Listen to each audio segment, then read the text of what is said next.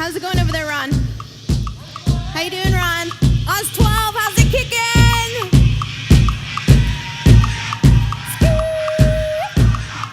So, I'd now like to introduce the First Nations Health Authority Living Markers. The Living Markers mark the historic transfer of health services from the government to First Nations control.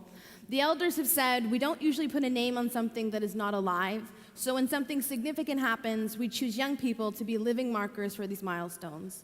The transfer of control and responsibility for the First Nations Health Authority is a major event in BC First Nations history. We mark this event by the living markers' age. So if they are 25, when they turn 50, we will know we've had health transfer for 25 years. The living markers were stood up at the Gathering Wisdom for a Shared Journey Forum in October 2013. Their job is to carry the story of the historic transfer of health services to be ambassadors for health and wellness and stewards of the work as it evolves. The living markers are all team members of the First Nations Health Authority and represent the future of First Nation control over First Nations health. And I'd like to give them a warm welcome. From the north, we have Mishon Sutherland. From the interior, Jordie Johnson. From Vancouver Island, Jennifer Smith. From Fraser-Salish, Wenona James Point. And from Vancouver Coastal, Janelle Tom. Hi, everyone. Take a seat here.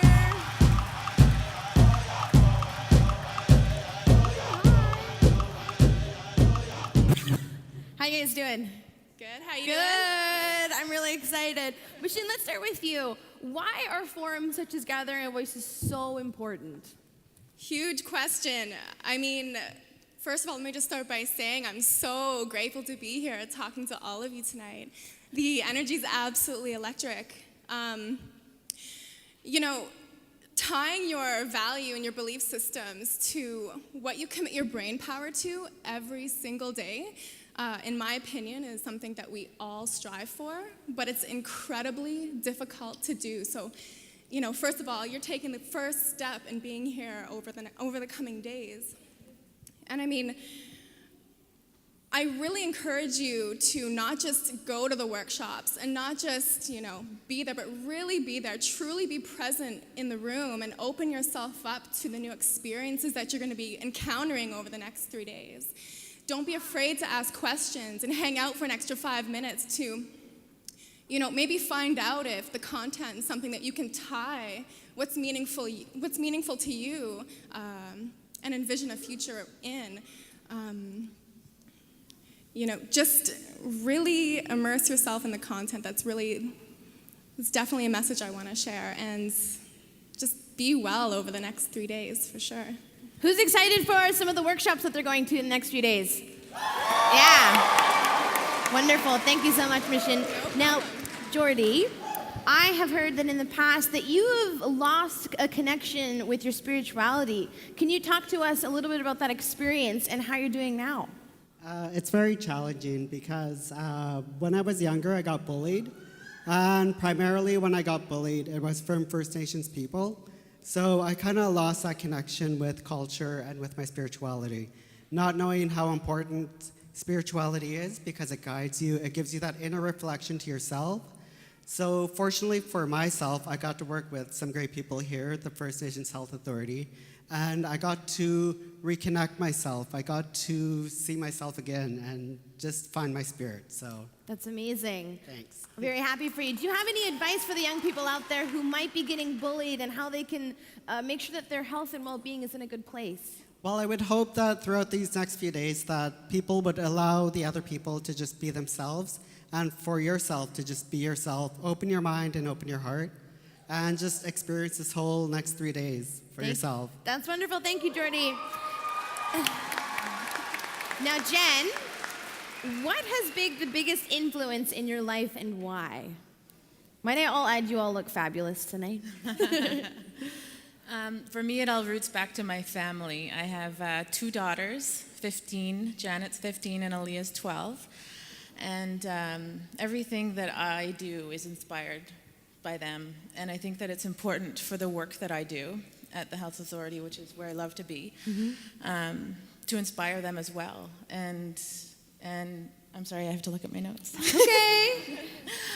Again, I love my work at the Health Authority, and I feel lucky to say that on more than one occasion I've thought to myself, this I'm exactly where I should be. And That's there's an a lot of room. that's an amazing place to be. There's a lot of room to grow, and I'm looking forward to growing with the company. And I also feel lucky that I can say that my colleagues feel like my second family. Wonderful. Yeah. Who, we got any young moms out there? Any moms out there tonight? Yeah, there we go. So Wenona, we hear you had an interesting start on your health careers journey. Could you tell us a little bit about that? Yeah, so I originally wanted to be a coroner. Really? Dead bodies actually fascinated me.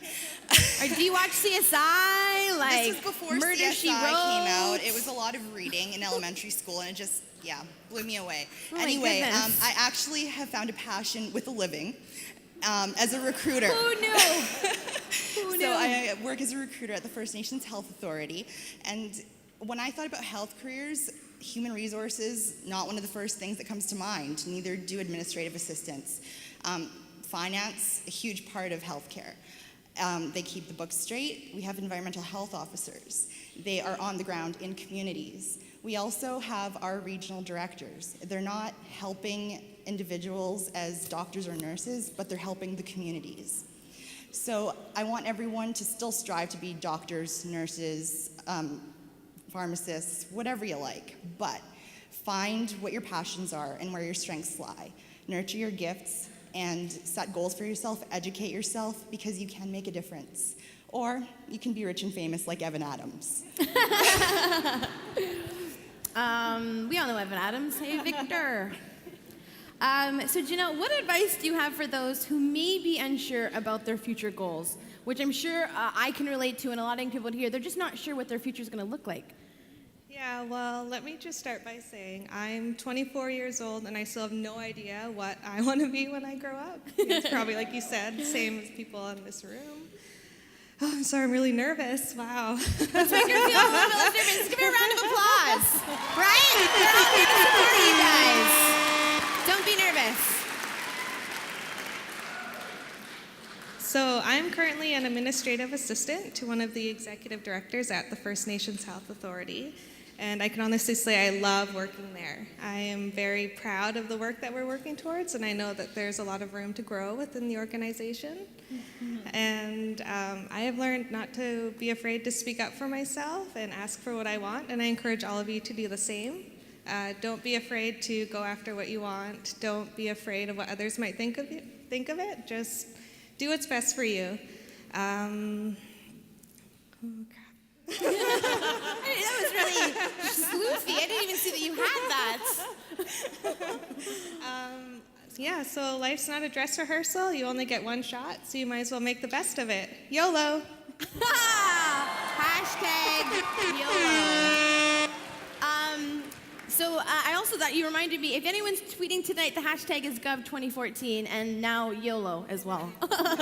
So I wanted to thank all of you so much, and for coming and saying these wonderful words to our young people. And I guess we will be seeing quite a bit of you guys over the next 25 years.